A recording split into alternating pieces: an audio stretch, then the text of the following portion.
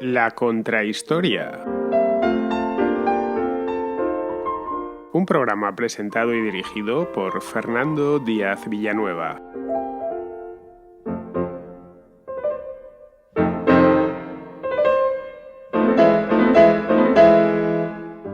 Entre 1946 y 1991, el mundo se dividió en dos bloques irreconciliables. A un lado Estados Unidos y sus aliados, al otro la Unión Soviética y los suyos.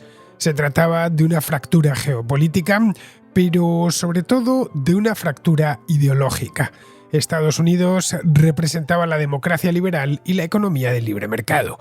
La Unión Soviética hacía lo propio con la revolución socialista y la economía planificada. El centro neurálgico de la Guerra Fría fue en origen el continente europeo, pero con el paso de los años el conflicto se fue extendiendo a otras partes del mundo, especialmente a Asia y África. En la primera, los comunistas chinos salieron vencedores de la guerra civil e impusieron un régimen de partido único que luego sirvió como ejemplo a otros estados del sudeste asiático. En la segunda, las antiguas colonias europeas se fueron independizando a lo largo de la década de los 60 y convirtiéndose en piezas de ajedrez del tablero global. América, en buena medida, quedó al margen con la excepción de Cuba y 2 décadas más tarde de Nicaragua, que se alinearon con la Unión Soviética tras 2 revoluciones exitosas. Esto provocó que las tensiones ideológicas del momento se extendiesen a partir de la década de los 60 por prácticamente todos los países hispanoamericanos en forma de guerrillas, golpes de Estado y regímenes autoritarios. Europa, entre tanto, permanecía dividida y separada por una frontera dura compuesta por alambradas y torres de vigilancia, una frontera que Winston Churchill dio en llamar telón de acero. Desde las costas del Mar Báltico hasta las del Mediterráneo, este impenetrable telón dificultó durante décadas la libre circulación de personas, mercancías e ideas. El símbolo de la división era Alemania, que se mantuvo partida en 2 estados hasta 1990, y especialmente su capital, Berlín, que de 1961 a 1989 estuvo atravesada por un muro de hormigón que separaba las 2 zonas. Los europeos de Occidente se agruparon en torno a la OTAN, una alianza militar que les unía con Estados Unidos. Esa iniciativa estratégica no tardó en ser copiada por los soviéticos con el Pacto de Varsovia, que reunía a todas las repúblicas populares de Europa Oriental. La Guerra Fría nunca se transformó en caliente, al menos a escala global, porque ambas superpotencias disponían de inmensos arsenales atómicos que en caso de guerra hubiesen utilizado. El temor a una conflagración nuclear que habría destruido la civilización evitó lo peor. Lo que sí hubo fueron infinidad de enfrentamientos localizados en distintas partes del mundo en forma de guerras subsidiarias. Algunas fueron muy prolongadas y sangrientas, como la de Corea, la de Vietnam o la de Afganistán. Pues bien, vamos en la contrahistoria de hoy a recorrer la Guerra Fría de principio a fin. Pero al tratarse de un periodo largo, muy cercano en el tiempo, y que tanta influencia tiene sobre nuestro mundo, es prácticamente seguro que no nos bastará con un solo capítulo. Necesitaremos 2 o quizá 3. El primero es el que vais a escuchar hoy, y vamos a circunscribirnos a los orígenes de la Guerra Fría, sus primeros años, los que sucedieron al final de la Segunda Guerra Mundial, cuando estadounidenses y soviéticos ocupaban en calidad de aliados una Europa en ruinas.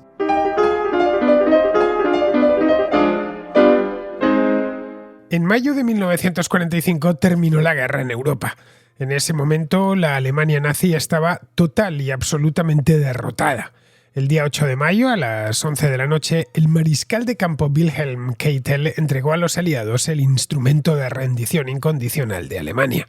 Había pasado poco más de una semana desde el suicidio de Adolf Hitler en su búnker berlinés, pero Alemania no daba para más en aquel momento. El país estaba devastado, completamente destruido, como consecuencia de varios factores: las privaciones de la guerra, los bombardeos aéreos occidentales, que habían comenzado años antes y que fueron intensificándose con el tiempo. Durante los años 44 y 45 fueron continuos, y también por las operaciones terrestres de los aliados desde el este y desde el oeste. Las más destructivas en este aspecto fueron las que emprendieron los soviéticos desde el este. Alemania, ya en mayo del 45, carecía por completo de capacidad para seguir resistiendo, y si lo había hecho hasta ese momento, se debía más a la tozudez de Adolf Hitler que a cualquier otra cosa. Hitler había ordenado a los alemanes y a sus propios hombres resistir a cualquier coste cuando los soviéticos se encontraban ya a las puertas de Berlín y los estadounidenses y los británicos avanzaban a paso firme por la llanura que medía entre los ríos Rin y Elba, capturando, eso sí, una ciudad tras otra. Una vez habían cruzado el río Rin, a partir de ahí fue todo ya una gran cabalgada. Los aliados occidentales y los soviéticos se encontraron junto al Elba, junto al río Elba, cerca de la ciudad de Turgovia. Esto está en Sajonia, en la actual Alemania del Este, o lo que sería posteriormente la RDA, hoy la Alemania del Este. Se dieron la mano el 25 de abril del 45. Aparte de darse la mano y muchos abrazos, las tropas soviéticas y estadounidenses lo celebraron con alborozo. Y ahí tenemos las películas que se grabaron en aquel momento, las fotografías que se tomaron. 5 días más tarde se suicidó Hitler en su búnker con el Ejército Rojo no ya dentro de Berlín, sino a las mismas puertas de su propio búnker. El poder de lo que quedaba de Alemania pasó a un almirante de submarinos llamado Karl Dönitz, que fue quien dio órdenes a Keitel para que entregase este instrumento de rendición. Dönitz sería condenado a 10 años de cárcel en los juicios de Nuremberg. Tras la rendición fue arrestado y Keitel, por su parte, sería condenado también, aunque en el caso de Keitel fue considerado un criminal de guerra sin redención posible y fue condenado a muerte. Fue ahorcado en octubre de 1946. Soviéticos y occidentales, por occidentales hay que entender estadounidenses, británicos y franceses, se las prometían muy felices en aquel momento. Estamos hablando de mayo del 45. Pensaban que de aquella victoria heroica, saldría una Alemania reconstruida y en paz. Y no solo una Alemania reconstruida y en paz, también una Europa reconstruida y en paz. Pero la verdad es que no iba a ser así. El continente se terminaría reconstruyendo en las décadas siguientes, en algunos casos, como el de la propia Alemania, sin irnos muy lejos. Fue una reconstrucción muy exitosa, pero la paz reinó de un modo, llamémoslo, un tanto peculiar. Fue una paz armada y vigilante, con una alambrada y muchas torres de por medio. Esa es la razón por la que conocemos a este periodo como Guerra Fría. Es un periodo muy cercano a nuestro tiempo. Muchos, de hecho, de los que estamos aquí nacimos durante la Guerra Fría. Otros ya lo han hecho después, pero aún así condiciona bastante la época en la que nos ha tocado vivir. La primera pregunta que habría que hacerse, y es por lo menos la que me hice yo en su momento, es por qué se le llamaba Guerra Fría. Es fácil de imaginar, o relativamente fácil de imaginar, pero ¿en qué momento se le empezó a conocer así, o fue algo que se le puso después? Yo que viví la parte final ya de la Guerra Fría, sus últimos compases, puedo asegurar que se le conocía como Guerra Fría ya en aquella época, en los años 80, así que el nombre se lo habían puesto antes, mucho antes. ¿Quién utilizó por primera vez el término Guerra Fría? El primero en hacerlo fue un tipo clarividente, y muy famoso, por cierto, un británico llamado George Orwell. Orwell es famoso por obras cumbre de la literatura del siglo XX, que han pasado todas por la contraportada, por supuesto, como puede ser Rebelión en la Granja o 1984. Orwell no llegaría a ver personalmente el mundo de después de la guerra, porque murió 3 años más tarde de que terminase, en 1948. Pero eso sí, tuvo tiempo suficiente como para dejar las pinceladas del mundo que venía debidamente dadas. Como he dicho antes, era extremadamente clarividente. Aparte de escribir novelas, Orwell se dedicaba también a escribir en los periódicos, como han hecho los escritores desde siempre. Hay que compensar o combinar ambas cosas porque hay que llevar la comida a la mesa. En octubre del 45, cuando habían pasado 6 meses del final de la guerra en Europa, insisto en lo de la guerra en Europa porque la guerra mundial tenía 2 teatros de operaciones, uno en Europa y 2 grandes teatros de operaciones, uno en Europa y el otro en el Pacífico, y la del Pacífico no terminó hasta el mes de agosto del 45. Bien, pues en octubre, ya digo, 6 meses desde el final de la guerra en Europa y poco más de 2 del final de la guerra en el Pacífico, entregó Orwell un artículo largo de estas sábanas tan sustanciosas que se publican generalmente los domingos en los periódicos, a un periódico británico llamado Tribune, en el que, sabedor del peligro que implicaba el arma atómica, acababa de ser detonada encima de Japón un par de meses antes, decía lo siguiente, y esto es textual de este artículo. Considerando el mundo en su conjunto, durante muchas décadas la tendencia no ha sido hacia la anarquía, sino hacia la reimposición de la esclavitud. La teoría de James Burnham ha sido muy discutida, pero pocas personas han considerado todavía sus implicaciones ideológicas, es decir, el tipo de visión del mundo, el tipo de creencias y la estructura social que probablemente prevalecerían en un estado que era al mismo tiempo invencible y en estado permanente de guerra fría con sus vecinos. Esta es la primera vez que se utiliza el término. Eso de Guerra Fría le debió gustar a Orwell, porque unos meses más tarde, ya en marzo de 1946, volvió a emplearlo, en este caso para otro periódico, también en un artículo para el periódico The Observer, en el que decía textualmente: después de la conferencia de Moscú del pasado mes de diciembre, Rusia ha comenzado a librar una guerra fría contra Gran Bretaña y el Imperio Británico. Se refería Orwell a una conferencia menor, de ahí que no haya pasado en mayúsculas a los libros de historia, en una conferencia al nivel de la de Potsdam, por supuesto, pero es una consecuencia de la conferencia de Potsdam. Era una conferencia de tipo rutinario que mantuvieron estadounidenses, soviéticos y británicos en Moscú, en la que hablaron de distintos aspectos de la ocupación de Europa y cuál sería su futuro. Tras el final de la conferencia de Potsdam, que vimos aquí en la Contrahistoria, por cierto, hace no mucho tiempo, apenas unos pocos capítulos, ya os comentaba que un montón de flecos que habían quedado por negociar los dejaron para más adelante, para ir reuniéndose de manera periódica en distintas conferencias, los tres aliados principales. Bien, pues una de ellas, diciembre, habían pasado solo 4 o 5 meses desde la última, tuvo lugar en Moscú.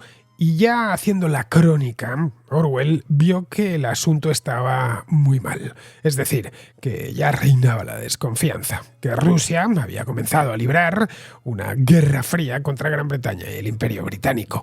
En las fuentes de la época encontramos continuamente que cuando se refieren a la URSS, a la Unión de Repúblicas Socialistas Soviéticas, la Unión Soviética, vamos, los escritores de la época se refieren a ella como Rusia sistemáticamente. Se hablaba de la Rusia soviética, de la Rusia roja, de Rusia en definitiva, y se identificaba a todos los soviéticos como rusos. Así que esta es la razón por la cual Orwell en The Observer utiliza esto de Rusia ha comenzado a librar una guerra fría. Lo que está hablando evidentemente no es solo de Rusia, sino de toda la Unión Soviética. Lo cierto es que para aquel entonces, este artículo fue publicado pues he dicho antes, en marzo de 1946, las relaciones entre los antiguos aliados habían empeorado de forma sustancial. Bien, al año siguiente, en 1947, estaban ya completamente intoxicadas por la desconfianza mutua y los recelos. Ya no se fiaban absolutamente nada, habían empezado a emplear espías para... Los espías los habían utilizado desde el principio, porque nunca te fías, y menos en política y en la gran política, nunca uno se fía del todo, ni siquiera o especialmente de sus amigos. Pero a partir ya del año 46-47, el tráfico de espías fue continuo. Pues fue entonces, en abril de 1947, cuando un tipo llamado Bernard Baruch, un asesor de Franklin Delano Roosevelt, que había muerto años antes, en el 45, y posteriormente fue asesor de Harry Truman, su sucesor, dijo durante un discurso, dijo textualmente: «No nos engañemos, hoy nos encontramos en medio de una guerra fría». Quizá Baruch, que era un hombre de letras, se lo había leído a Orwell. O quizá era cosecha propia. La verdad es que no lo sabemos, solo sabemos que dijo esas palabras. Yo personalmente me inclino a pensar que fue lo primero, es decir, que se lo había leído a Orwell, porque en el 47 Orwell era un tipo cuyas columnas se leían mucho en todo el mundo de habla inglesa. Así que es posible que se quedase con la idea y la soltase en este discurso.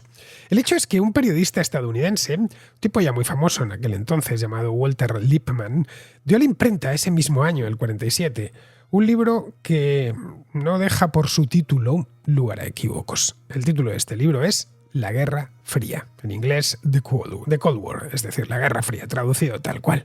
Este libro de la Guerra Fría de Lippmann se vendió bastante bien y a partir de ese momento todo el mundo adoptó la terminología. Así que si queremos rastrear el término, empezó a utilizarse en el año 1947. Vamos, que cuando yo empecé a oír hablar de ella ya en los años 80 se llevaba mucho tiempo hablando de la Guerra Fría.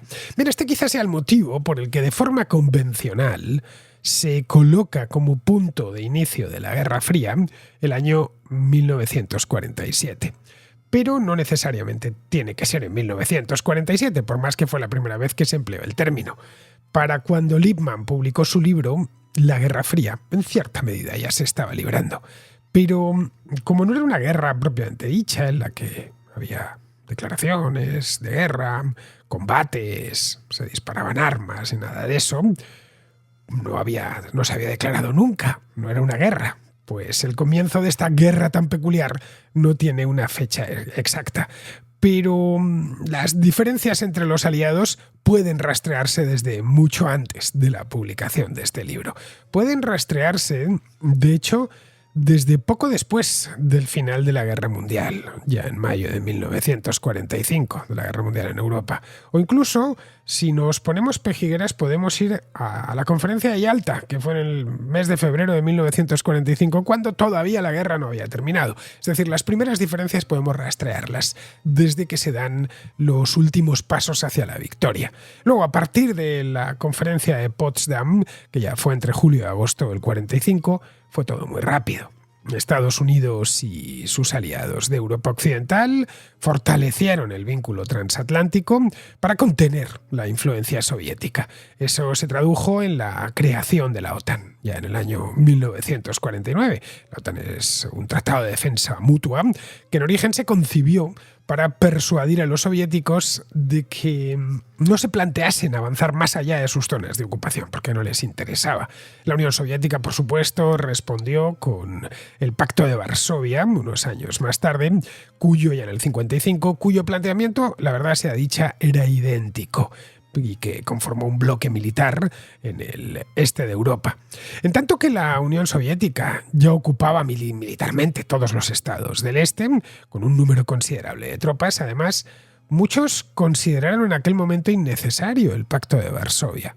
Estados Unidos también tenía presencia en Europa Occidental, especialmente en Alemania, que era un país ocupado, pero no era tan numerosa. Por ello, desde luego, había la presencia que tenían los estadounidenses en el año 45-46 en lugares como el Reino Unido o Francia, era pequeña y además decreciente. Por ello, los europeos les presionaron para alcanzar un acuerdo de defensa mutua. Es el famoso artículo 5 de la OTAN, en virtud del cual, si atacan a uno de los miembros de la alianza, los demás se comprometen a responder al unísono de forma solidaria.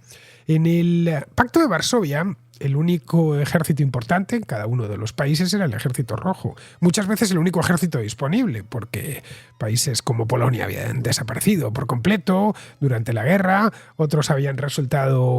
Checoslovaquia había desaparecido también, se tuvo que volver a reinventar, otros habían mantenido la existencia pero habían quedado muy perjudicados, caso de Rumanía o caso de Hungría.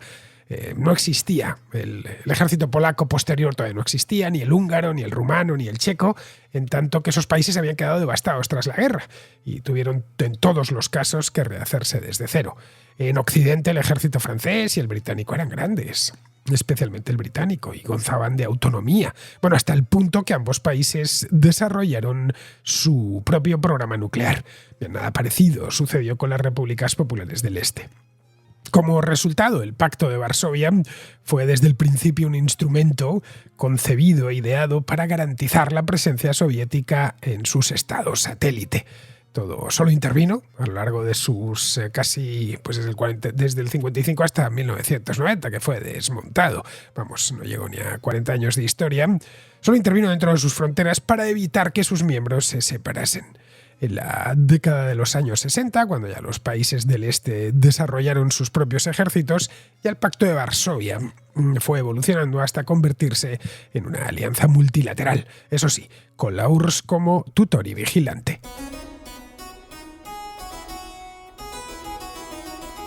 Pero no nos adelantemos que estamos yendo muy rápido.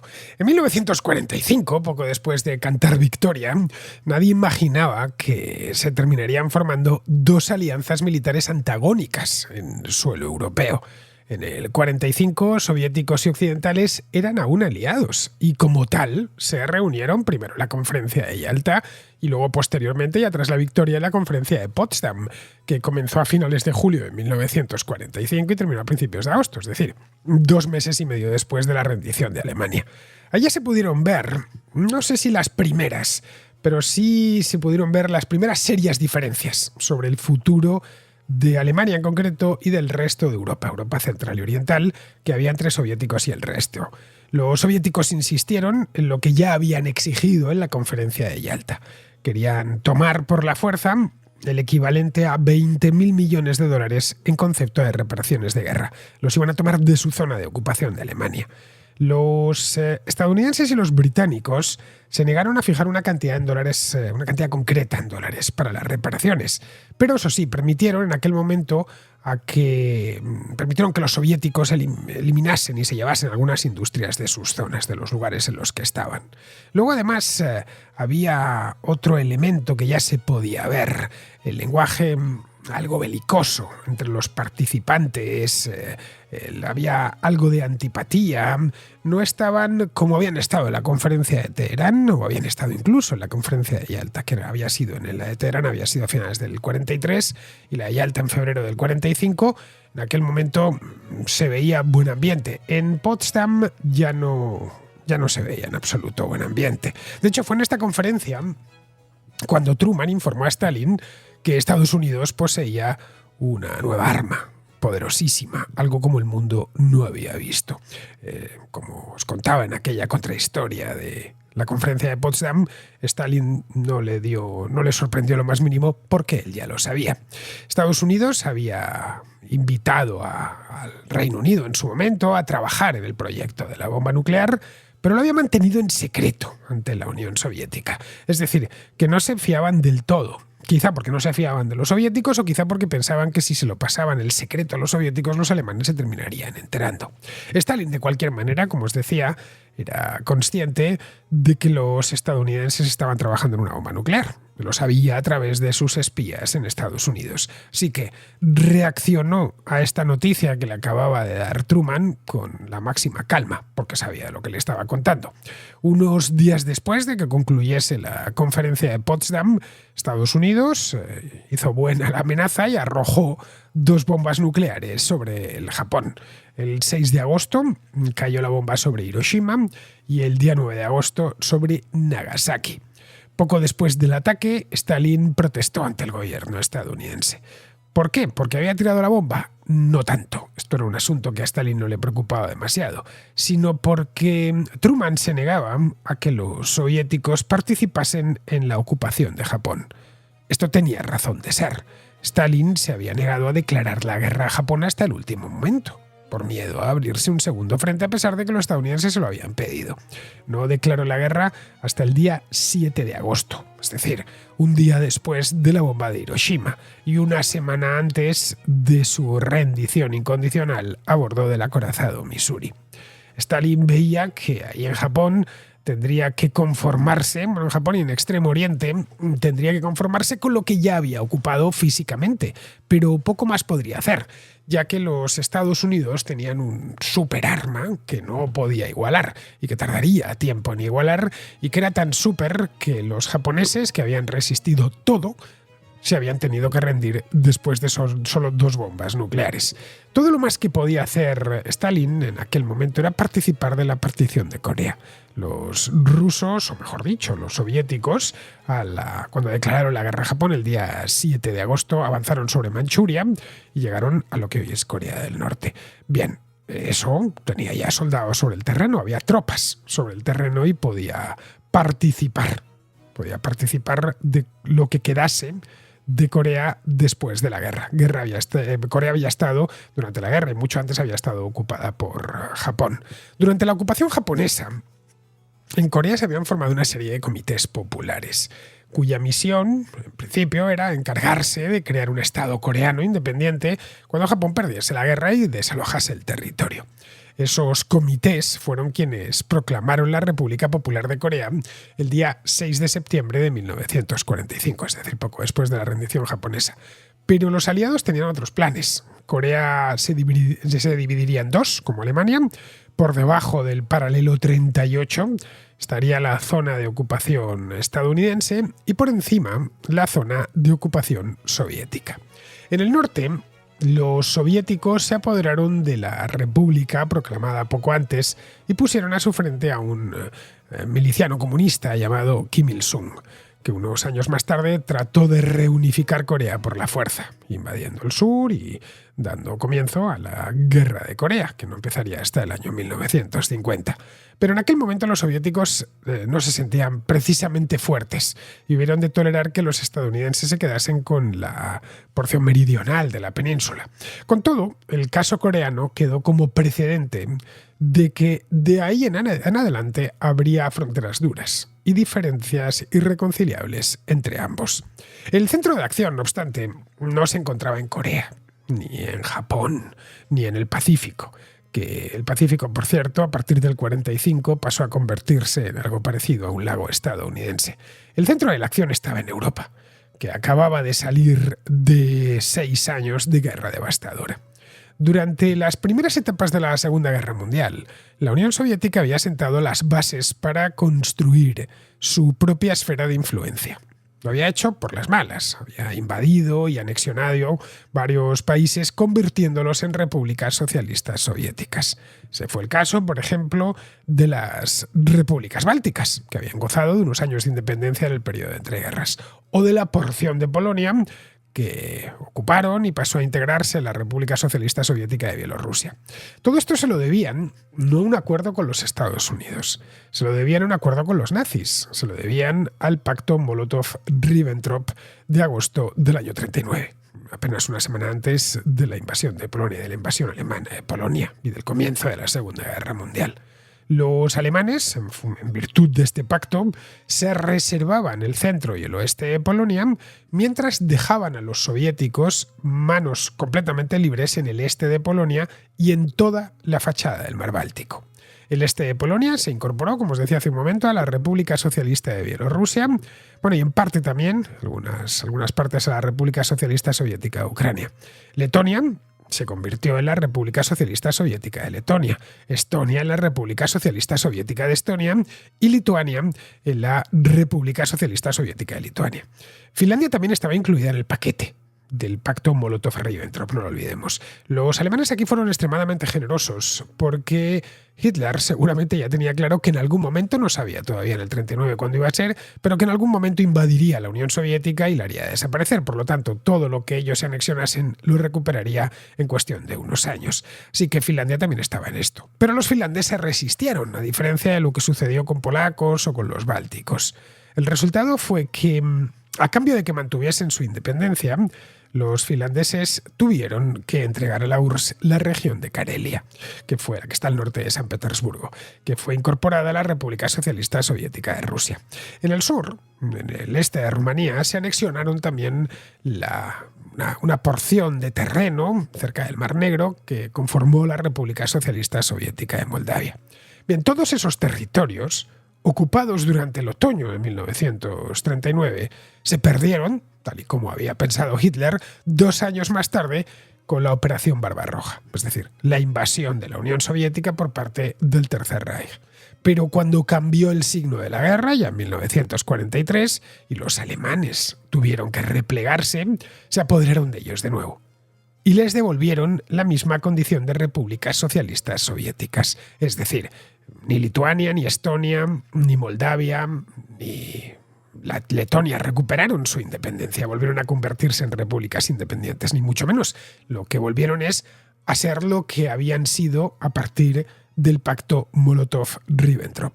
Respecto a la parte de Polonia que habían invadido en virtud de este pacto, nunca más volvería a Polonia. Se quedó donde estaba, entre Bielorrusia, su mayor parte, y Ucrania. Vamos, que para Stalin eso eran fronteras inamovibles. A los británicos eso les molestaba especialmente, y así se lo hacía ver Churchill, porque ellos habían declarado la guerra a Alemania en el año 39 por la invasión de Polonia, y se veían ahora aliados con uno de los invasores de Polonia, lo que les obligaba a aceptar parte, no todo, pero parte del pacto Molotov-Ribbentrop.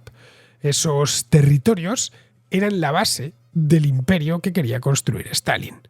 Sobre eso se levantaría el resto, es decir, a partir de ahí ya vendría todo lo demás, vendría lo que ocupó el Ejército Rojo durante la primera mitad de 1945.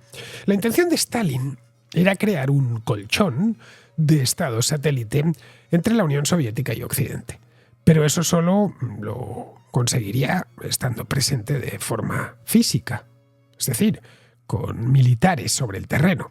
Por eso se afanó en ocupar con tropas todos los países del este en la primavera del 45.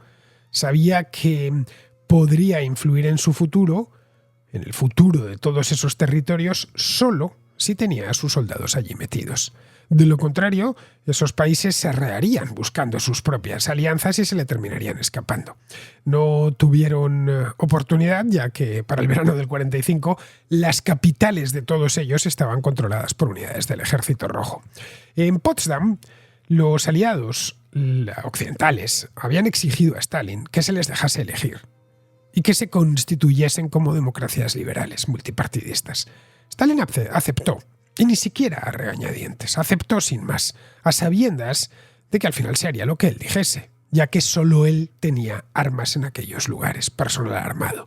Permitió que se celebrasen elecciones, pero guardándose algunos ases en la manga. En algunas ocasiones las elecciones se falsearon, en otras, como el caso de Checoslovaquia, hubo directamente un golpe de Estado, en otras permitió que se conformasen gobiernos democráticos, pero en los que participaban los partidos comunistas, que se encargaban de copar la policía y los ministerios del interior. Así fue como en el lapso de 3 años, entre 1946 y 1949, los nuevos países de Europa del Este se transformaron en repúblicas populares, es decir, en regímenes comunistas de partido único, hechos a imagen y semejanza de la Unión Soviética. La República Popular de Albania fue proclamada el 11 de enero de 1946, la República Popular de Bulgaria el 15 de septiembre de 1946, la República Popular de Polonia el 19 de febrero de 1947, la República Popular de Rumanía el 13 de abril de 1948, la República Popular de Checoslovaquia el 8 de mayo de 1948, la República Popular de Hungría el 20 de agosto de 1949. La República Democrática Alemana, que la última que faltaba, nacería el 7 de octubre de 1949, poco después de que se crease en el lado occidental la República Federal Alemana, sobre las zonas de ocupación estadounidense, británica y francesa. La única excepción, en este caso, fue la llamada República Federativa Popular de Yugoslavia, que ya vimos en su momento en la contrahistoria. Esta fue la primera de todas, de hecho. Fue proclamada el 29 de noviembre de 1945. La proclamó un partisano comunista llamado Josip Broz, más conocido como Tito, que había luchado durante la guerra contra nazis y soviéticos. Había luchado como comandante de partidas de guerrilleros locales. Esto a Tito le había dado autonomía y le había dado independencia, porque Yugoslavia, a diferencia de otras repúblicas, no estaba ocupada por el Ejército Rojo.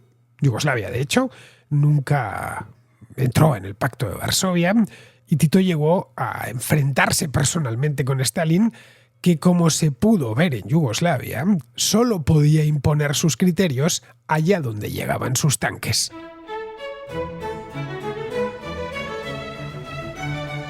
Todas estas repúblicas populares de nuevo cuño se sovietizaron a gran velocidad. Se eliminó a toda la oposición política mediante detenciones seguidas de grandes procesos inspirados en los procesos de Moscú de 1938. Se suprimió naturalmente la propiedad privada, se realizaron las expropiaciones pertinentes y la economía se planificó con planes quinquenales. Cada una de estas repúblicas reprodujo en miniatura el experimento soviético hasta en sus más mínimos detalles, incluyendo, naturalmente, los detalles policiales. Stalin encargó al Comisariado del Pueblo para Asuntos Internos, más conocido como NKVD, dirigido por Laurenti Beria, que supervisase personalmente el establecimiento de sistemas de cuerpos de policía secreta de estilo soviético en todas las nuevas repúblicas. Así fue como nacieron organismos infames como la Stasi alemana, la Sigurnost búlgara, la Securitate rumana, la VH húngara, el SB polaco, el STB checoslovaco, el Sigurimi albanés. La función de estos organismos era esencialmente vigilar a la población y reprimir cualquier disidencia, por pequeña que ésta fuese, y siempre con castigos ejemplares. No costó mucho. Todo el saber hacer, el know-how que se dice ahora, su organización, sus métodos, todo lo importaron de la NKVD soviética.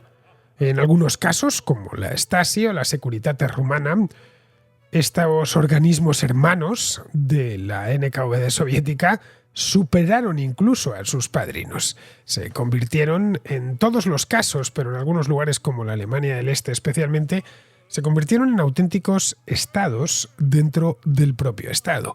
A su vez también se convirtieron en los organismos más temidos y a la vez más odiados de sus respectivos países. Desde el punto de vista económico, la URSS se concentró en su propia recuperación. Recordemos que si había castigado a algún país la guerra mundial con especial saña, ese país había sido la Unión Soviética. Así que se apoderaron y transfirieron la mayor parte de las plantas industriales que se encontraron en su zona de Alemania.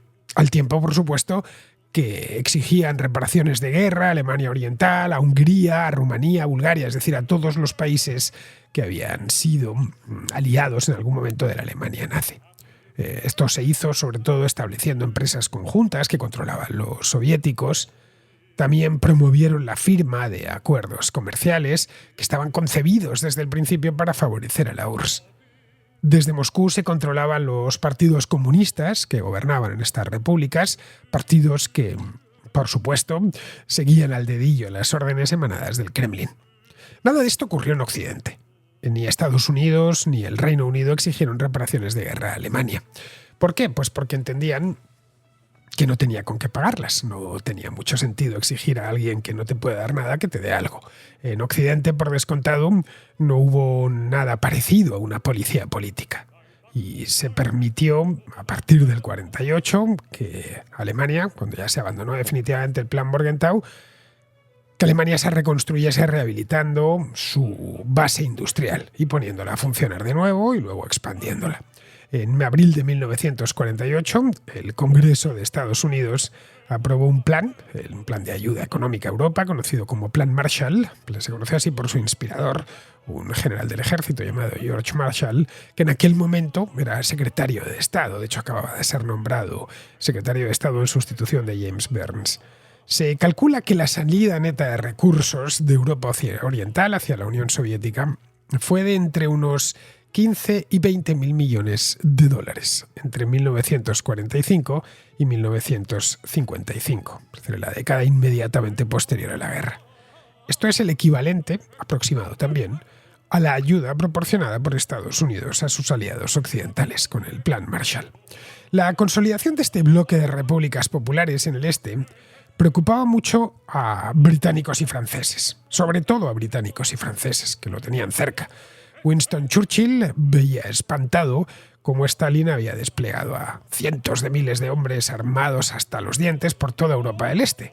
Si ese ejército, con mucha experiencia de combate y métodos brutales, como habían podido comprobar los alemanes, se ponía en marcha, todo el continente, muy dañado ya por la guerra y sus penurias, caería en cuestión de semanas. El Reino Unido todavía podía durar más en tanto que es una isla, pero desde luego ni Francia ni Italia hubieran podido aguantar demasiado, porque además había mucho comunista, tanto en Italia o en Francia, que actuarían como una quinta columna. Las súplicas de Churchill llegaron a Washington, donde en principio no se lo habían tomado muy en serio, pero empezaron ya a partir de ese momento a tomárselo algo más en serio, la amenaza soviética. Para contrarrestarla, pensaron al principio que sería suficiente con el ejército británico y francés. En el primero, el británico, se tenía como uno de los más poderosos del mundo, pero ya no era cierto. A pesar de que todavía en 1946 el Reino Unido conservaba prácticamente íntegro su imperio, la India no se independizaría hasta el año siguiente, el Reino Unido era un país agotado y lo único que conservaba de su antigua gloria imperial era una marina poderosa, la Royal Navy. Pero esa marina poco podía hacer frente a un agresor que atacaba por tierra, como era el Ejército Rojo. Esta es una lección que habían aprendido los británicos de la Segunda Guerra Mundial y que naturalmente no se les había olvidado. De no ser por los estadounidenses, nunca habrían podido desalojar a los nazis de Francia o de Holanda o de Bélgica o de Italia y el resto de Europa occidental, naturalmente.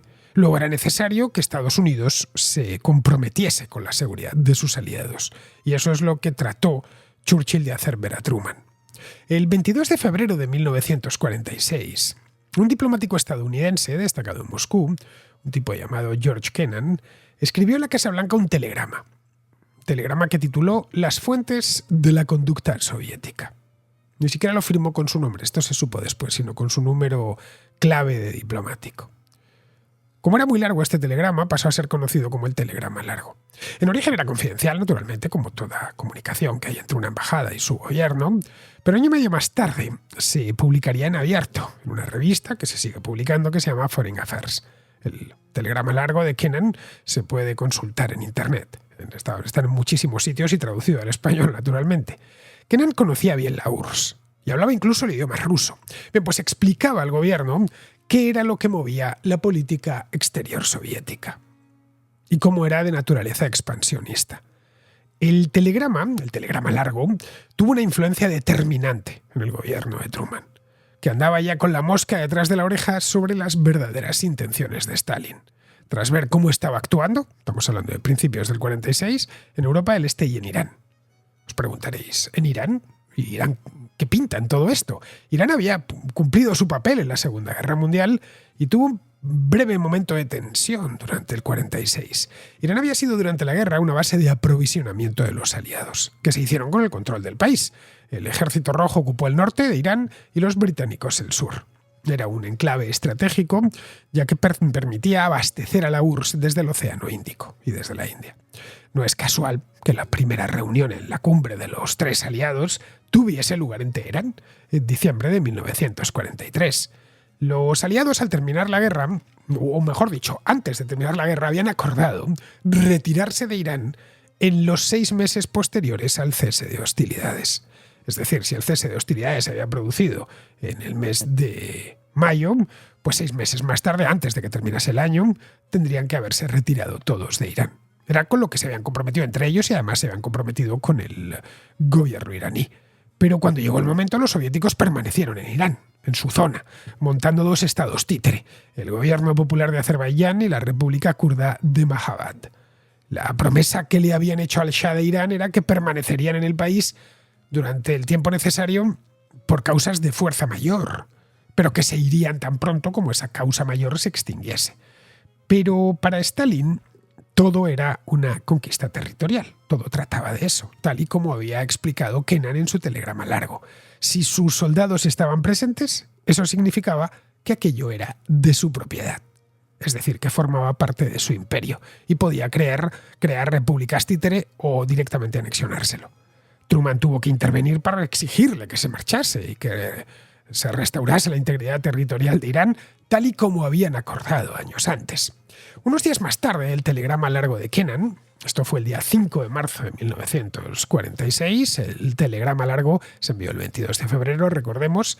Winston Churchill, que ya era ex primer ministro del Reino Unido porque había perdido las elecciones de julio frente a Clement Attlee, pronunció un discurso que se haría famosísimo, el discurso del telón de acero, en una universidad, no lo dio en Inglaterra, lo dio en una universidad estadounidense, en Fulton, en el estado de Missouri. En el discurso pedía una alianza anglo-estadounidense contra los soviéticos, a quienes acusó de tender un telón de acero, un Iron Curtain, es decir, una cortina de hierro, sería la traducción literal, que dividía Europa de Stettin, en el mar Báltico, hasta Trieste, en el mar Adriático, es decir, las costas ya del Mediterráneo. Una semana más tarde, esto fue el 13 de marzo, Stalin respondió al discurso, muy ofendido, eso sí, que se puso en su respuesta a comparar a Churchill con Adolf Hitler, en la medida que, según él, según Stalin, Churchill defendía la superioridad racial de las naciones de habla inglesa para que pudiesen satisfacer su hambre de dominación mundial. Y que lo que había hecho Churchill en Fulton no era más que una declaración de guerra contra la Unión Soviética. Respecto a las acusaciones de que estaba transformando las repúblicas del este de Europa en simples protectorados soviéticos, dijo que estaba justificado, que la URSS se dotase de un área de influencia propia, en aras de la seguridad de la propia URSS. Por lo tanto, necesitaba una serie de estados con gobiernos afines para que la Unión Soviética viviese en paz. Un argumento, como vemos, no muy distinto al que Vladimir Putin utiliza con Ucrania en nuestros días. El impacto del telegrama largo es uno de los grandes documentos de esta primera Guerra Fría. Llegó hasta la URSS, ya que todos en el gobierno de Estados Unidos discutían sobre él. Los espías soviéticos desvelaron el origen de todo el revuelo y copiaron el método, alumbrando su propio telegrama. En septiembre se envió desde Washington, desde la embajada soviética en Washington, el llamado telegrama Novikov. En aquel entonces Novikov era el embajador soviético en Estados Unidos. Era, por supuesto, un telegrama de encargo y su autoría, al parecer, no era totalmente de Novikov, era compartida por el ministro de Exteriores, por Vyacheslav Molotov. En él era un telegrama duro y se retrataba a Estados Unidos como un estado en manos de capitalistas sedientos de sangre, monopolistas cuyo único objetivo era armarse lo más posible para adueñarse de todo el mundo. Bien, en este punto todo se aceleró. Unos días después, el secretario de Estado, que todavía era James Byrnes, pronunció un discurso en Alemania en el que se distanciaba abiertamente del plan Morgenthau, que era un plan que se había hecho al terminar la guerra, una propuesta realmente para desindustrializar Alemania y así evitar problemas futuros. La idea de ruralizar Alemania, la idea que habían acariciado tanto franceses como británicos, en tanto que Alemania había organizado 2 guerras mundiales en apenas 25 años. Entonces, si se la desindustrializaba, se convertía Alemania en un país de agricultores y ganaderos, pues difícilmente podrían montar una tercera guerra mundial. Y se le dio en llamar a este plan el plan Morgenthau. Bien, Byrnes dijo que no creía ya en ese plan y que eso no tenía sentido. Al tiempo que advertía a los soviéticos que Estados Unidos tenía la intención de mantener su presencia militar en Europa de forma indefinida. Hasta ese momento Estados Unidos había ido retirando soldados, licenciando los soldados que ya no necesitaba y devolviéndolos a su casa. Se mantenía la ocupación en Alemania, en su zona, obviamente. Es más, Estados Unidos podía haber ocupado toda Alemania y ocupó solo una zona, dejando todo el norte del país, al Reino Unido y todo el sudoeste a Francia. Su intención en la guerra era cara y su intención era compartir parte del esfuerzo con sus aliados, con franceses y británicos. Y su intención a medio plazo era retirarse por completo. Bien, aquí cambia Byrnes el planteamiento y les dice a los soviéticos que van a estar allí el tiempo que haga falta. El mensaje, eso sí, no iba dirigido tanto a los estadounidenses, ni siquiera a los soviéticos, como a los alemanes de las zonas occidentales, que temían que al marcharse las tropas estadounidenses, Stalin automáticamente se sentiría mucho más fuerte e invadiría el resto del país, sin que pudiesen ellos hacer nada para impedirlo. En Moscú se lo tomaron en serio, porque 2 meses más tarde decidieron retirarse del norte de Irán, esto que os comentaba hace un momento, por temor a que Estados Unidos convirtiese las palabras en hechos. Irán, además, se había convertido en un foco muy secundario, que no interesaba realmente a nadie. Había sido importante, en tanto que era un lugar de tránsito durante la Segunda Guerra Mundial, pero ya era mejor no empeñar tropas y recursos en un lugar tan remoto. En 1947 el punto de interés era Grecia, donde había estallado una guerra civil entre el gobierno y las guerrillas comunistas. Los griegos recibieron en origen el apoyo del Reino Unido, pero el país, es decir, el Reino Unido, no se podía permitir semejante dispendio. En febrero del 47, el gobierno británico, el de Clement Attlee, el sucesor de Churchill, anunció que ya no podían permitirse el lujo de financiar al Reino de Grecia en su guerra civil contra los guerrilleros. En el mismo mes, Stalin decidió tutelar directa y personalmente las elecciones polacas. Fueron completamente amañadas y que constituían una flagrante violación del acuerdo de los acuerdos de Yalta. El gobierno estadounidense respondió a este anuncio adoptando una política de contención. Aquí es donde nace una palabra que estuvo muy de moda durante muchos años, la de la contención, con el objetivo de detener la expansión del comunismo. Truman se dirigió al Congreso solicitándoles 400 millones de dólares, así de primeras, para ayuda militar a Grecia, al tiempo que daba a conocer la llamada Doctrina Truman, una doctrina que enmarcaba el conflicto, que acababa de empezar, como una lucha entre países libres y regímenes totalitarios. La doctrina Truman marcó el comienzo en Estados Unidos de un consenso entre republicanos y demócratas en cuestiones de política exterior. Un consenso que duraría décadas. Ese consenso se centraba en la contención y la disuasión, dos principios de la política exterior estadounidense que se mantendrían incólumes hasta la década de los 90 y el final de la Guerra Fría. Es decir, había que contener a los soviéticos, no podéis pasar más allá de aquí, y había que disuadirles de que se expandiesen en otras partes del mundo, especialmente en el mundo descolonizado, a partir de los años 50 y sobre todo los años 60. En Europa, los partidos conservadores, liberales, socialdemócratas dieron un apoyo incondicional a esta alianza occidental que estaban haciendo, mientras que los comunistas europeos y también los comunistas estadounidenses, aunque esos no tenían tanta fuerza, que estaban financiados directamente desde Moscú, se mostraron partidarios de Stalin y de la Unión Soviética. A Stalin, por supuesto, le homenajeaban públicamente. En tanto que en el occidente europeo había democracias liberales, los partidos comunistas eran perfectamente legales y podían manifestarse públicamente y presentarse a las elecciones y tener periódicos propios y hablar con completa y total libertad. Quedaba en el aire de cualquier manera la cuestión alemana. El país estaba dividido en 4 zonas de ocupación, una por cada potencia aliada. La Unión Soviética ocupaba el este, lo que luego sería la RDA. Francia ocupaba el sudoeste, que se correspondería hoy con Baden y el sur del Palatinado, parte de Suabia. El Reino Unido ocupaba el norte del país y el resto, especialmente Baviera y parte del Valle del Rin, lo ocupaba los Estados Unidos. A principios de 1947, Francia, el Reino Unido y Estados Unidos intentaron llegar sin éxito a un acuerdo con la Unión Soviética para sacar adelante un plan que preveía una Alemania unificada, desmilitarizada y económicamente autosuficiente, y organizada, por supuesto, como una democracia liberal, una república no muy distinta a la francesa. Los soviéticos lo rechazaron de plano, porque eso rompía su estrategia europea y les obligaba a abandonar territorio ocupado. De nuevo volvemos al principio, todo era una cuestión de control físico del territorio. Para Stalin todo consistía en eso. En julio del 47, Truman firmó la Ley de Seguridad Nacional, creando un departamento de inteligencia unificado, la Agencia Central de Inteligencia, más conocida por sus siglas CIA, que tiene, por cierto, contrahistoria propia, y un Consejo de Seguridad, también unificado, el Consejo de Seguridad Nacional. Estos 2 organismos se convertirían en las 2 principales herramientas de política de defensa en Estados Unidos durante toda la Guerra Fría, y siguen siendo de una importancia capital.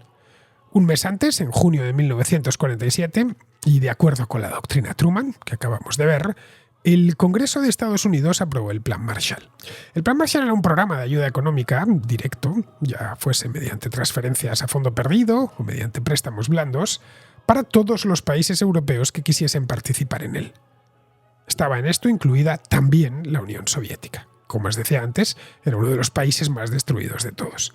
Según el plan, que el presidente Truman firmó el 3 de abril del 48, el gobierno de Estados Unidos asignaba de entrada a los países de Europa Occidental y todos los que quisiesen sumarse a él más de 13.000 millones de dólares. En aquel entonces, hoy nos parecerá poco y evidentemente hoy sería poco, pero en aquel entonces el dólar no estaba tan devaluado como en nuestros días. Esto se correspondería con más o menos unos 200.000 millones de dólares al cambio de hoy, ajustando la inflación. Ese dinero iría destinado a reconstruir la economía europea. Bueno, este programa, el Plan Marshall, daría lugar años después a la creación de la OCDE. El objetivo del plan era reconstruir la economía del continente y consolidar sus democracias, para evitar que cayesen en manos de los comunistas, vía huelgas y sindicatos.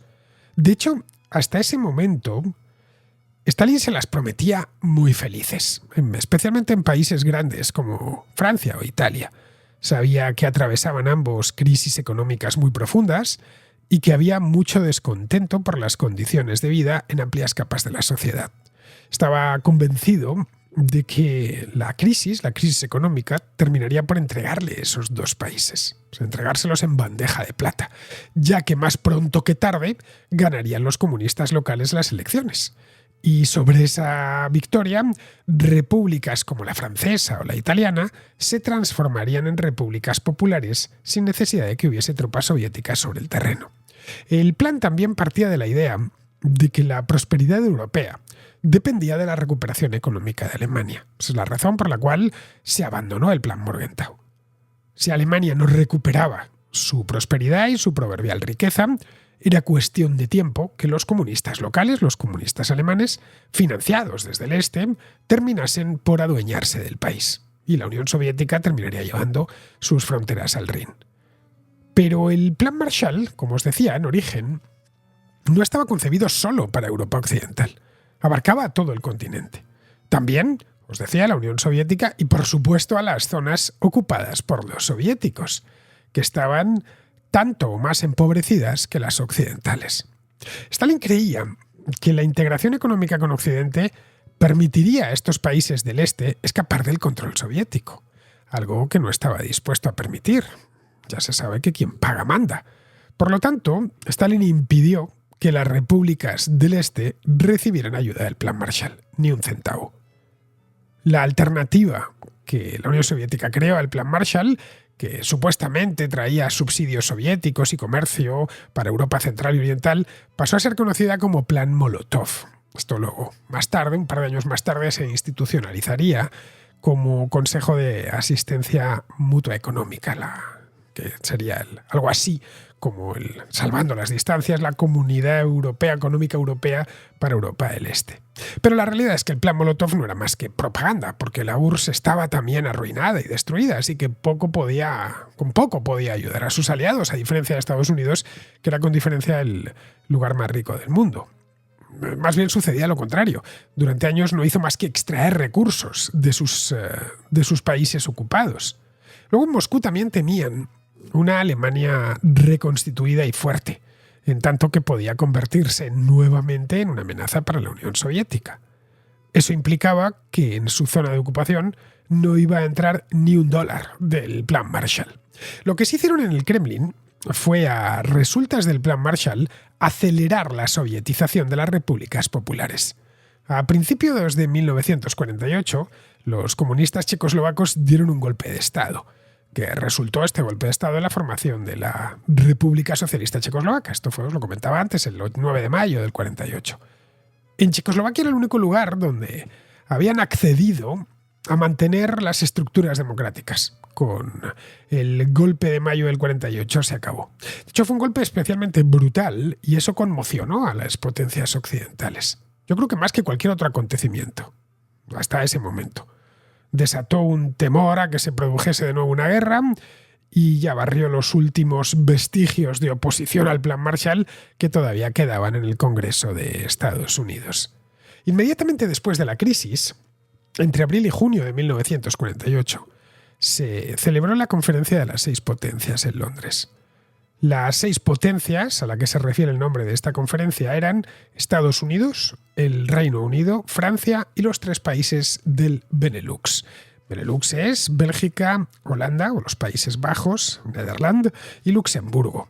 Hablaron de qué hacer con las zonas de Alemania ocupadas por los occidentales. Esa es la razón por la cual invitaron a Bélgica, Luxemburgo y a los Países Bajos, pero no invitaron a la Unión Soviética.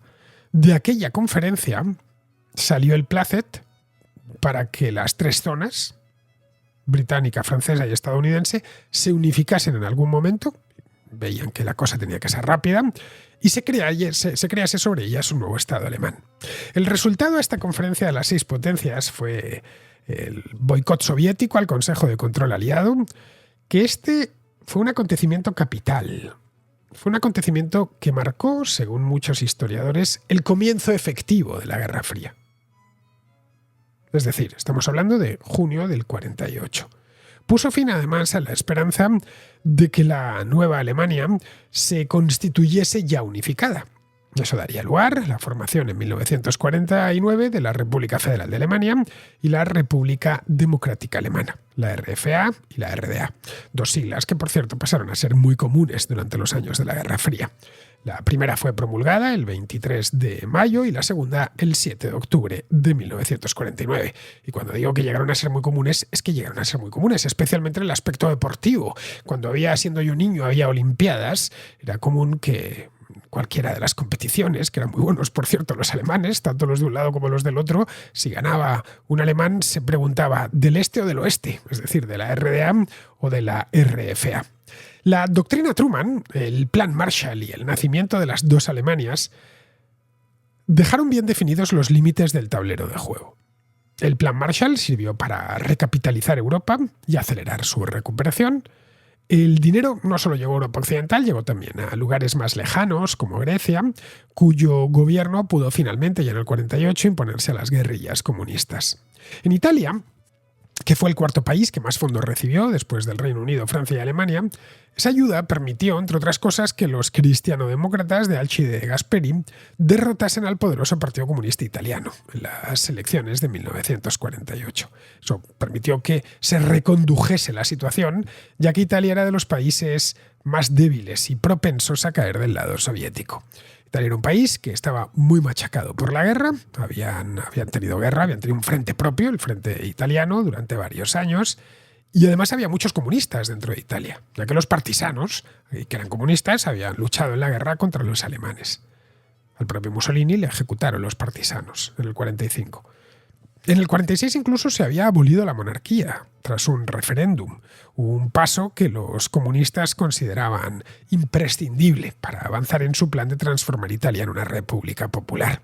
Italia era uno de los premios gordos, no estamos hablando de un país pequeñito como Hungría o como Bulgaria, sino de un país fundamental. En esas elecciones que se celebraron el 18 de abril del 48, probablemente las más importantes de la Italia contemporánea, la democracia cristiana obtuvo el 48% de los votos, frente al 31% de los comunistas, que estaban acaudillados por Palmiro Togliatti, un tipo bien conocido que había pasado 20 años exiliado en Moscú, en el Moscú de Stalin, y que se había convertido en ese tiempo en uno de los jefes de la Comintern, es decir, la Tercera Internacional, un organismo creado por Lenin en 1919 para extender la revolución bolchevique por el mundo. Que Togliatti era el hombre de Stalin en Roma no era un secreto para nadie, pero no siempre había conexiones tan claras. Era difícil a menudo saber de qué lado estaban unos y los otros para actuar en consecuencia. La Guerra Fría fue la época dorada del espionaje. Todas las grandes potencias se dedicaron a él con entusiasmo. Había espías, agentes dobles, topos y luego un montón de tecnología recién inventada, que hacía del espionaje algo más sencillo y a la vez mucho más peligroso. Utilizando ciertos artilugios, algunos inventados pocos años antes, qué sé yo, por ejemplo, las escuchas telefónicas, los microfilms, que habían sido inventados a finales de los años 30, las grabadoras de cinta magnética, no todavía los cassettes, esos aparecerían en la década de los 60, pero las grabadoras de cinta abierta, las cámaras miniaturizadas, luego más tarde llegarían los aviones espía, como el U-2 o los satélites de inteligencia. Los soviéticos tenían una gran experiencia en el espionaje, porque dentro del propio régimen soviético, que no brillaba precisamente por su transparencia, se espiaban continuamente entre ellos.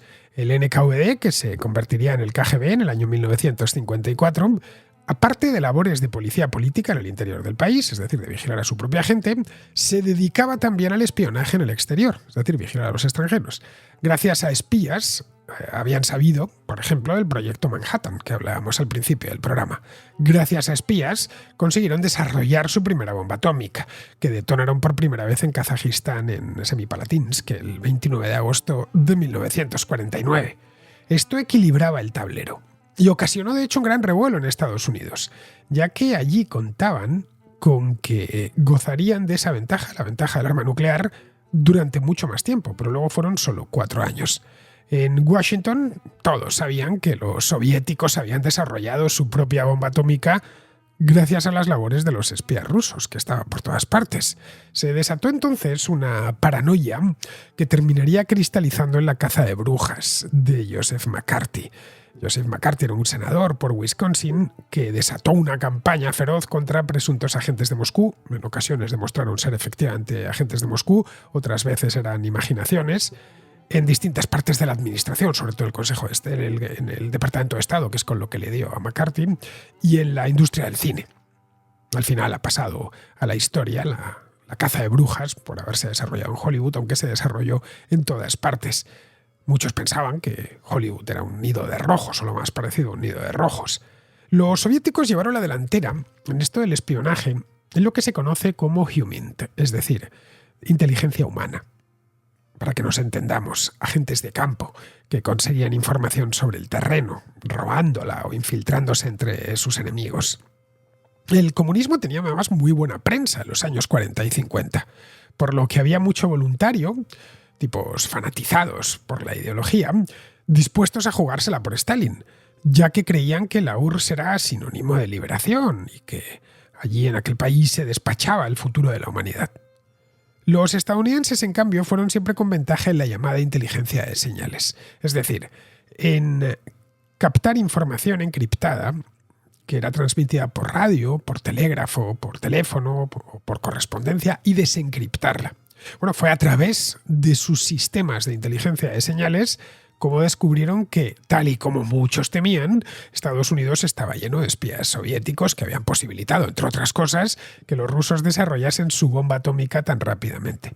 Otro frente de la Guerra Fría fue el de la desinformación. Ambos bandos desinformaban, al contrario, dejando información a la vista para que la diesen por buena. En esto los soviéticos también fueron consumados maestros.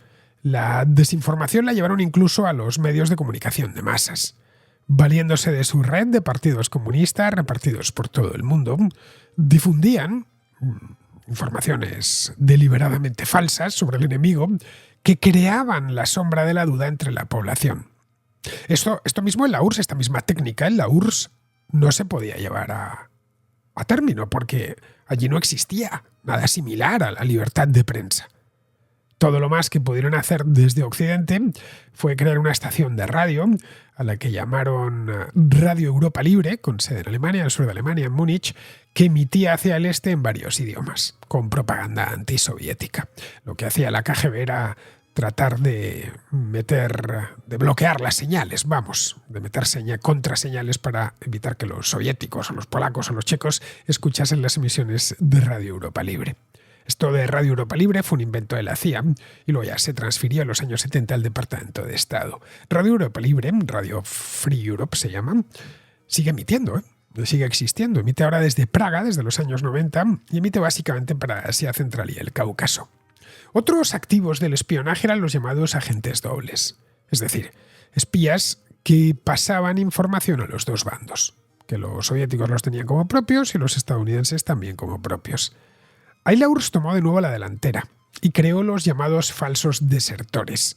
Es decir, ordenaban a un agente del KGB que desertase a Occidente. En Estados Unidos o en el Reino Unido le fichaban como informante y ya se quedaba allí espiando y pasando información buena a la URSS mientras entregaba al Reino Unido o a Estados Unidos información falsa o verdadera, pero sin mucha importancia. De esto la CIA se dio cuenta a finales de los años 50 y exigió a todos los desertores pasar antes una auditoría de contrainteligencia, antes de aceptarles como desertores. La desconfianza en esto era la norma. Esto se puede ver bien en los innumerables películas y novelas de espías que se escribieron y que se rodaron en aquel entonces. De esto de los espías, el séptimo arte, el cine, tiene una gran deuda con un género en sí mismo, el género de espías, y grandes películas se han hecho sobre este mismo tema. Es más, uno de los personajes por antonomasia de la Guerra Fría, James Bond, que ha sobrevivido hasta nuestros días, era un espía británico. El material literario de James Bond es fruto de un escritor británico llamado Ian Fleming, que había trabajado para el Servicio Secreto Británico y que ya retirado, estando en Jamaica, en la playa, decidió crear un personaje llamado James Bond, que trabajaba para el MI6. Los soviéticos crearon también las operaciones completas, que consistían en desinformar, pasar información falsa, filtrar bulos a la prensa y canalizar ayuda a grupos afines. Todo de una tacada. Era una operación completa. Estas operaciones completas las sigue practicando con gran éxito la Rusia actual. Vamos, no es casual que Vladimir Putin fuese durante una parte de su vida agente del KGB. Es una organización en la que llegó incluso al rango de coronel. Estuvo Putin destacado como agente del KGB durante los años 80. Él entró al KGB en los 70. Estuvo destacado en Dresde, en Alemania del Este. Eso sí, no figuraba como agente del KGB, sino como traductor de ruso. Los soviéticos se manejaban bien con esto de los espías, porque, como os decía antes, acostumbraban a espiarse entre ellos mismos. Un comunista de lo primero que desconfía es de otro comunista, luego ya de los capitalistas. Pero la primera amenaza es neutralizar a otro comunista que dispute el poder a la cúpula. En la URSS, después de la Gran Purga de los años 36-38, pocos se atrevían a contradecir a Stalin, por la suerte que les podía traer eso. Vamos, nadie se atrevía, de hecho, en los años 40 a contradecir a Stalin. Pero el comunismo se había extendido mucho tras la guerra. Eso les llevó a crear en septiembre del 47 un organismo llamado Cominform, que sustituía a la Comintern y cuya misión era imponer la ortodoxia dentro del movimiento comunista internacional. Y ya de paso, reforzar el control político sobre los satélites soviéticos mediante la coordinación de sus partidos comunistas. El Cominform, de hecho, nada más ser fundado, fue fundado en el 47, como os decía, enfrentó un revés durísimo, vergonzoso, en junio del año siguiente, cuando se pelearon Tito y Stalin, y eso obligaron a sus miembros a expulsar a Yugoslavia, que seguía siendo comunista, pero que adoptó una posición que denominaron no alineada. Comenzaron incluso a aceptar ayuda económica de Estados Unidos. Mientras Stalin veía cómo Yugoslavia se escapaba de su control directo, Estados Unidos y el Reino Unido fusionaron sus zonas de ocupación de Alemania Occidental en 1947. 2 años después se uniría la zona francesa. Sobre esa zona llamada Trizona se levantaría la nueva Alemania. Los fondos del Plan Marshall fueron fundamentales para ello, ya que permitieron acometer la reconstrucción, tanto de las propias ciudades, algunas completamente arrasadas, como de las industrias. Se creó una nueva moneda, el marco alemán, el Deutsche Mark, ya que los soviéticos, que se habían hecho con Berlín, y el Banco Central, el Reichsmark, lo habían devaluado por completo. El marco alemán sería una moneda estable y daría certidumbre a los alemanes, que en muchos casos habían vuelto al trueque. Stalin, entre tanto, comprobaba con esto que la posibilidad de apoderarse de toda Alemania se alejaba, pero al menos podría adueñarse de Berlín, que permanecía dividido en 4 zonas. Para forzar su entrega, decretó el bloqueo de Berlín Oeste el 24 de junio de 1948. Este bloqueo duraría casi un año, hasta el 12 de mayo de 1949. Stalin estaba convencido de que los berlineses del oeste se terminarían uniendo voluntariamente a la zona soviética, cuando viesen que la comida escaseaba y también el carbón no se podían calentar y los inviernos en Berlín son especialmente fríos. Berlín Oeste estaba comunicado con las zonas de ocupación occidentales por una serie de corredores terrestres por los que discurría una carretera y una línea de ferrocarril, y a través de los cuales se abastecía la ciudad. Sin ese cordón umbilical, Berlín no tardaría mucho en caer. Vivía mucha gente allí, más de 2 millones de personas. Esos corredores discurrían por territorio de ocupación soviética, que graciosamente dejaba que se utilizasen. Lo que no sabía Stalin era que en los acuerdos de Potsdam no se había incluido la ruta aérea, lo que facultaba a los occidentales a abastecer Berlín por aire. Claro, ¿por qué no se incluyó? Pues seguramente porque pensaron que eso era implanteable, hacer algo así. Los aviones de carga de la época eran muy pequeños. El más común de todos, que era el Douglas C-47 Skytrain, más conocido por su versión civil como DC-3, más o menos todos lo tenemos en la cabeza ya. Bien, pues estos C-47 cargaban como mucho 3 toneladas de carga. Incluso los grandes, que eran mucho más escasos, porque de los C-47 había muchísimos, pero más cargueros grandes, como el C-97, el Stratofighter, que era un Boeing, cargaban 16 toneladas.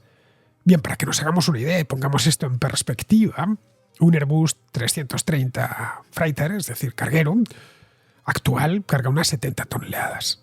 Un Boeing 777, carguero, carga casi 120 toneladas. Creían imposible abastecer a una ciudad de más de 2 millones de habitantes con aviones tan pequeños. aviones que además en aquel entonces pues les costaba volar de noche o con mal tiempo. Pero se las apañaron para hacerlo. Durante 11 meses y exclusivamente por el aire, Berlín Oeste fue abastecido de todo lo que necesitaban: harina, carbón, fruta, petróleo, leche, arroz o chocolatinas que los pilotos arrojaban antes de aterrizar sobre los grupos de niños que se arremolinaban junto a las pistas de Tempelhof. Estados Unidos se mostró además dispuesto a sostener el puente aéreo sobre Berlín todo el tiempo que fuese necesario.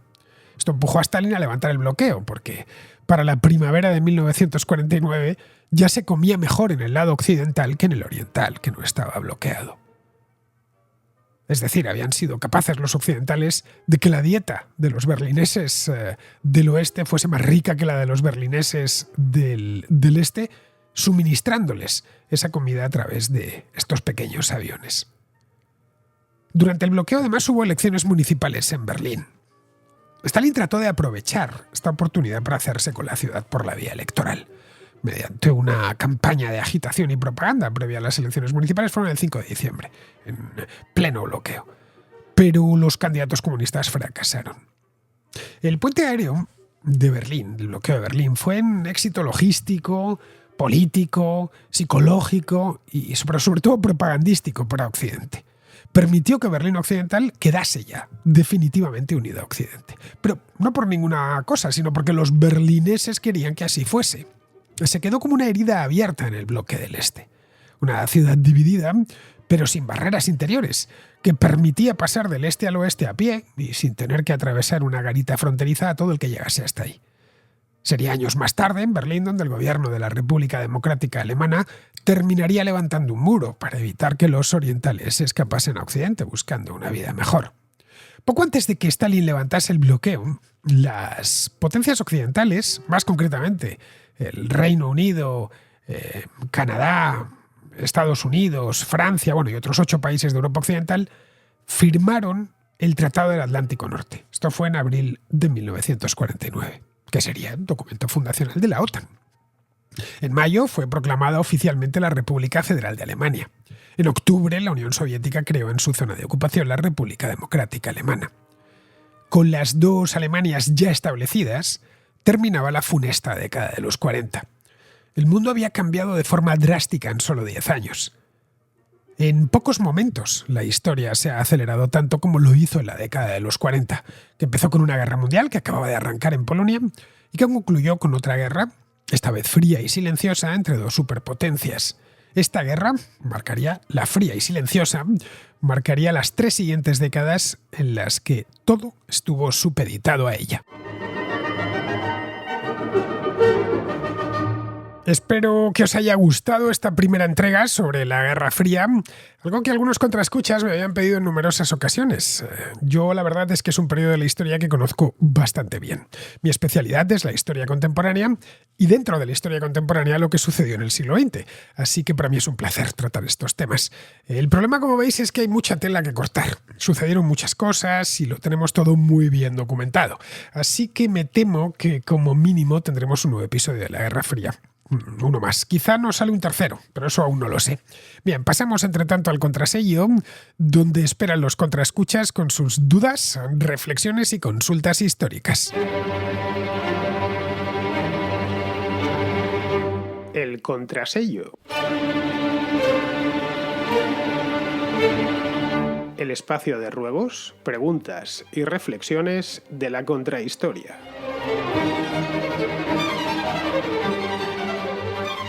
Vamos con Julio, que nos habla de historia de Grecia, más concretamente de Macedonia, y de unas cuantas cosas más relacionadas con la antigua Yugoslavia. Muy buenas, Fernando. Te dejo por aquí una pequeña nota para el contrasello.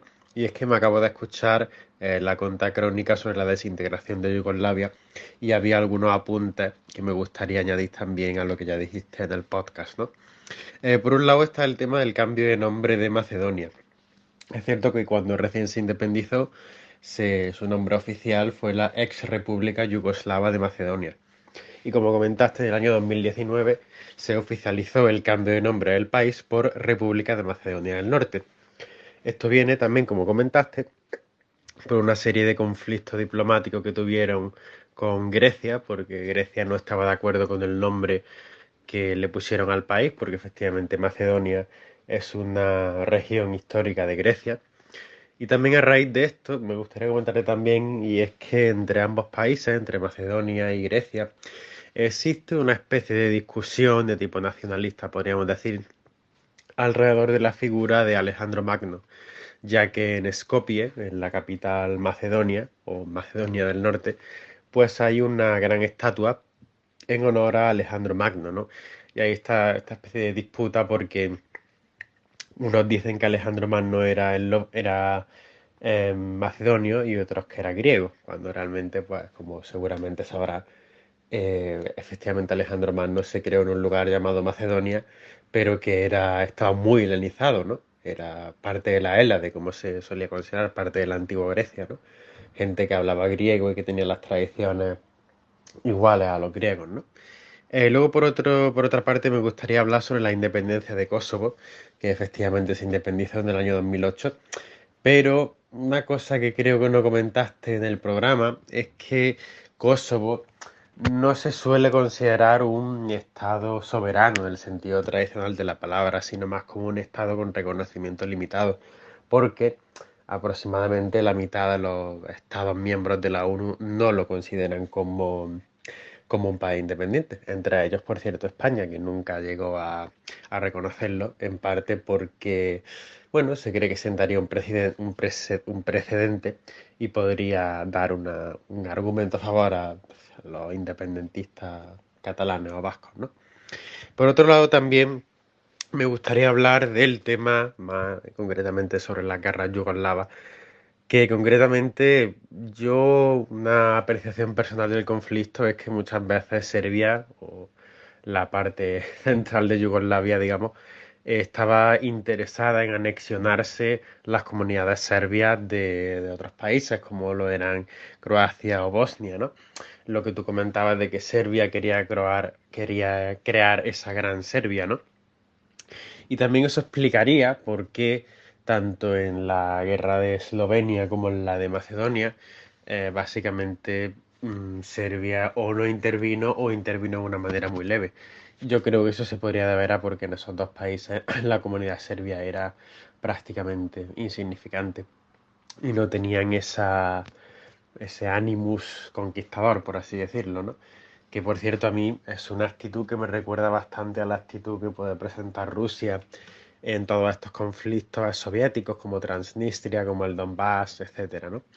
Y por último me gustaría también añadir un detalle y es que de los países de la antigua Yugoslavia tenemos por ejemplo a Eslovenia y Croacia, que son miembros de la OTAN y la Unión Europea, y luego tenemos a Montenegro y a Macedonia del Norte, que son parte de la OTAN, junto con Albania, que también forma parte de la OTAN, aunque nunca llegó a ser parte de Yugoslavia, mientras que Serbia y Bosnia y Herzegovina no pertenecen a ninguna de las dos organizaciones. Y ya por último, y espero que no me quede un audio excesivamente largo, me gustaría comentar que desde mi punto de vista, sí, es verdad que lógicamente las guerras yugoslavas terminaron, pero creo que de alguna manera colean un poco en algunos aspectos como el conflicto, digamos, entre Serbia y Kosovo, que ha venido teniendo bastantes roces en los últimos años y que es un conflicto, digamos, que aún no ha sido resuelto del todo. Y bueno, también podría hablar de la situación en la Confederación de Bosnia y Herzegovina, en la cual su unidad como Estado, la verdad es que no es particularmente fuerte, como también dijiste. Y nada, termino ya. Perdón si me ha quedado un audio excesivamente largo. Y nada, un saludo y muchas gracias por tu trabajo. Macedonia es, como bien comenta Julio, una región histórica que hoy se encuentra repartida entre tres países: Grecia, Bulgaria y la propia Macedonia del Norte. No sé siquiera si alcanza a Albania, quizá también, como región histórica, ¿eh? Sobre esta región histórica de Macedonia existió, en el primer milenio antes de Cristo, el reino de Macedonia, el de Filipo y Alejandro Magno. Los macedonios originalmente no hablaban griego, sino una lengua de tipo indoeuropeo, como el griego, pero luego adoptaron el griego como lengua y en tiempos de Alejandro Magno los macedonios ya eran grecoparlantes. De manera que si alguien puede considerarse heredero de los viejos macedonios son los griegos actuales, por razones lingüísticas y culturales, y no tanto los normacedonios, que son un pueblo eslavo que se estableció en aquella zona entre los siglos 7 y 9 de nuestra era. Los normacedonios son muy parecidos a los búlgaros. De hecho, su idioma es bastante similar y tienen muy buenas relaciones entre ambos países. Ahora bien, son conscientes de que allá donde ellos se encuentran, pues hubo en tiempos un reino antiguo que llegó muy lejos, como el de Alejandro Magno. Bueno, esa es la razón por la cual tienen su estatua en el centro de Skopje. De cualquier modo, la corte de los macedonios, la capital del reino de Macedonia, se encontraba en Pella, en la actual Grecia, unos 40 kilómetros de Tesalónica. Hoy Pella ya es una ruina, son ruinas, ya que la ciudad fue abandonada en los primeros siglos de nuestra era. Respecto a lo que comentas de Kosovo, a ver, este país es lo que se conoce como un país de reconocimiento parcial. La mitad de los miembros de la ONU, como bien has dicho, lo reconocen, la otra mitad no. Entre los que no lo reconocen está España, por motivos que has explicado muy bien, y otros tantos de Europa Oriental, como Grecia, Rumanía o Eslovaquia. Cada uno de ellos tiene sus propias razones. A escala mundial hay países que lo reconocen, como Estados Unidos, Canadá, Australia, o dentro del mundo hispano, Colombia y Perú lo reconocen, y otros que no, como Rusia o China, de ahí lo de reconocimiento parcial. Eso sí, hay muy pocas embajadas en Pristina, que es su capital, creo que es apenas una veintena. Por lo demás, Kosovo no está en la ONU, pero sí en otros organismos internacionales como el FMI o el Banco Mundial. Al ser un lugar pequeño, y Kosovo es realmente pequeño, tiene 10.000 kilómetros cuadrados, esto es el equivalente a la Comunidad Foral de Navarra, para que nos hagamos una idea. Tiene 1.700.000 habitantes, creo. Pues es uno de esos lugares que no interesan a nadie. Más aún cuando no pasa nada sustantivo. Kosovo llegó a nuestras vidas en los 90 por la guerra y después abandonó nuestras vidas. A no ser que tengamos negocios allí o nos echemos una novia kosovar, pues de estos rincones de Europa que no despiertan el interés de casi nadie. Y los kosovares viven más o menos en paz y tratan de normalizar su situación desde hace años, incluso con los serbios. Por eso no es un asunto que preocupe a demasiada gente. En cuanto a lo que comentas del destino de los estados que sucedieron a la antigua Yugoslavia, a dos de ellos, como bien dije, les ha ido muy bien. A Croacia y a Eslovenia, que están en la OTAN y en la Unión Europea, o incluso en la eurozona. A otros les ha ido regular. Bueno, Montenegro y Macedonia del Norte han ingresado en la OTAN. El primero lo hizo en 2017 y el segundo en 2020. Montenegro se independizó en 2006 y trata desde hace tiempo de entrar en la Unión Europea. Entre tanto, lo que han hecho en Montenegro es eurizarse, es decir, dejaron de utilizar el dinar serbio y adoptaron el euro de facto. Vamos, que el Banco Central de Montenegro no está dentro del eurosistema, pero en Montenegro todo se paga en euros. Lo mismo que hicieron en El Salvador o en Ecuador con el dólar. Y Kosovo, por cierto, hizo lo mismo. Pero vamos, lo de las guerras yugoslavas, como es normal, aún colea, porque hace muy poco tiempo que se produjeron. De hecho, yo, si hubiese nacido yugoslavo, probablemente me hubiera tocado combatir en ellas. Lo que sí se han ido diluyendo son los odios africanos que las provocaron. Cada país ha ido a lo suyo y donde más se tienen presentes yo creo que es en Serbia, que aún no se han recuperado de aquellas guerras. En Bosnia tratan de no hacerse daño mediante ese sistema tan complicado de mantener dos repúblicas étnicas, la de Bosnia y Herzegovina y la de la Srpska, conviviendo mediante unos compromisos que hasta la fecha han respetado. En buena medida porque, como decía la semana pasada, Bosnia es un protectorado europeo y me temo que lo seguirá siendo durante mucho tiempo. Bien, vamos ahora con Celso, que tiene dos propuestas contrahistóricas, una sobre la Unión Europea y la otra sobre el mundo árabe de posguerra. Hola, buenas tardes, Fernando. Enhorabuena por tu programa, sobre todo por la contrahistoria, porque la verdad que es de lo mejor que se puede escuchar como podcast. Mira, te